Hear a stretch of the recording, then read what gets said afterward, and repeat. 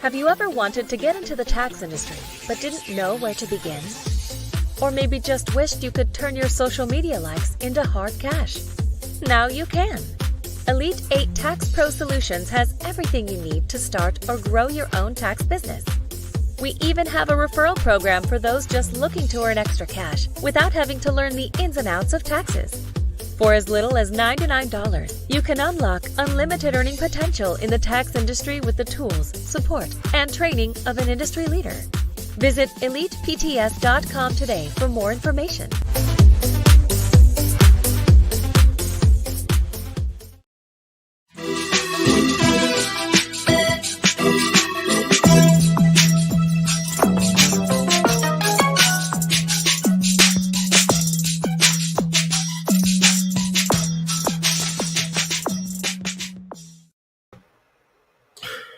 What's going on, Boss Talk Radio? Welcome to the next episode of 5 Minutes of Fire. I'm your host, George Dandridge.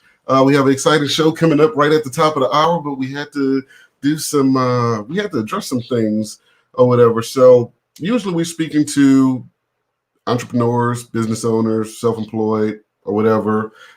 This is more or less for everybody that doesn't fit in those categories.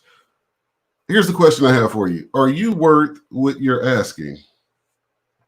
Now, obviously, if you tuned into the term of the week or whatever, you know, where we talked about excuse or whatever, or if you tuned into the boss motivation for the week, where we talked about creating the life you want, you know that this is really kind of about a couple of different things, you know, ranging from building the lifestyle you want, the excuse to why you haven't done it, and then last but not least, this topic: are you worth what you're asking for?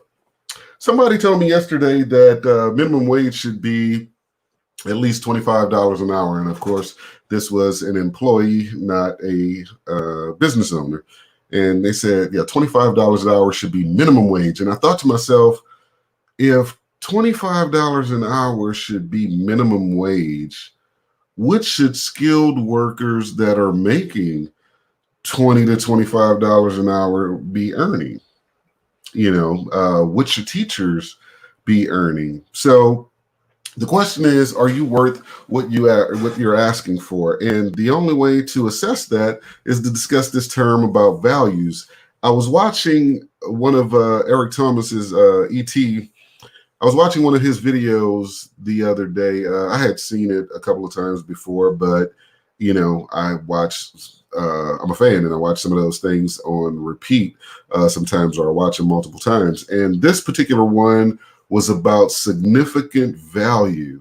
And he talked about how he had this one lady in his firm who increased his social media views from 300,000 to 1.5 million or 1.2 million, which is basically 4 times the amount. And here's the question that I have for proponents of an increase of minimum wage as it relates to non-skilled workers, or just general increases in earnings as it relates to anybody. Are you worth what you're asking? Now, I'm not talking about your personal emotional ties to delusions of grandeur. You know, I mean, everybody feels like they're worth, you know, a good bit of whatever. Some of you not worth the paper your birth certificate printed on, but that's another story. The thing is, here's one of the ways you can assess said value. How much revenue do you generate for the business that you work with, in, or for? I remember one of my earliest understandings of the corporate machine. I was sitting down with a senior manager, and this was like way after hours. We're doing our thing, you know, kind of hanging. He's mentoring me a little bit, and he says, "Well, George, how much did you sell last year. And it was interesting because this conversation was about in January at the time. And he's like, how much did you sell last year? I was like, right around 400,000, just under 400,000. He's like, huh, okay, that's pretty good, especially considering where you were or whatever, your location, that was pretty good. He said, but how much did you make? Now, here's the funny part. At the time, I thought I had it going on. I was 21, I was single, had dropped out of college for this opportunity. And I was like, not sure. Let me see. And I pull out my last check stub for the year, and that YTD says 34,000 or so. And that, I was like, yeah, I mean like 34,000. He's like, okay, so let me make sure I understand this. You sold almost 400,000 and you made 34,000. Who won? And I thought to myself, wow, that's pretty interesting. Clearly, I didn't win. But let's say I didn't generate that revenue.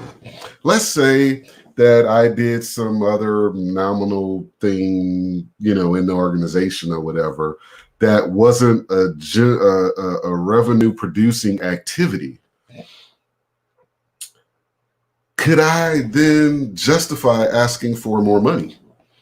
See, in this particular case, I was justified in asking for more money because not only did I personally generate almost $400,000, I was instrumental in training others in sales and helping them improve and achieve benchmarks and things of that nature. So my true value, my true source of energy was generating well over $1 million annually.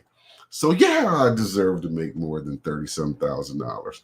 But I was talking to a friend of mine who asked me not to mention his name, but he's like, yeah, man, people today, they're just too entitled. And when I was in this stage, that stage, or the other stage, I just put my head down, got my grind on, and worked to elevate or what have you. And today, people don't really want to put in the work. They don't want to, everybody's into this instant gratification. Evan Jefferson out in Georgia posted in the group a little while ago. He said, people want to earn, but they don't want to learn. And then it went on to say, formal education will earn you a living, but self-education will earn you a lifestyle or whatever, something to that effect. And the point of that was that a lot of people stop investing in themselves when there's no longer a mandate to invest in themselves. They go to school, and while they have to go to school, and then some go on to higher education, some for the wrong reasons. Like, they really just, they don't know what they want to do. So, hey, everybody will be proud of me for doing this while I'm doing that. So the thing is that how do you get back to really asking for any amount or feeling you deserve any amount when you can't even assess your own value because you don't know what you bring to the table?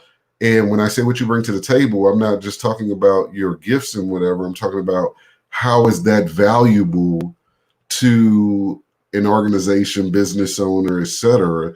Because at the end of the day, when it's time to do cutting, as ET says, when it's time to cut the fat, the people that don't have income generating activities as a part of that thing, those are the people that's going first. If you have an organization and you have 10 people working for you, and 3 of those people are really the income generators and the other ones are like support activity, you're going to find another way to get the support done or whatever. And some of those people are just going to have to go.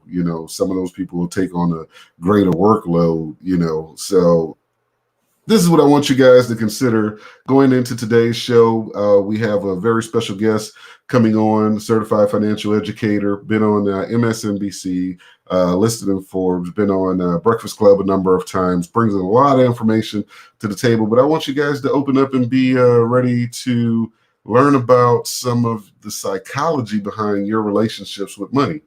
We'll see you at the top of the hour.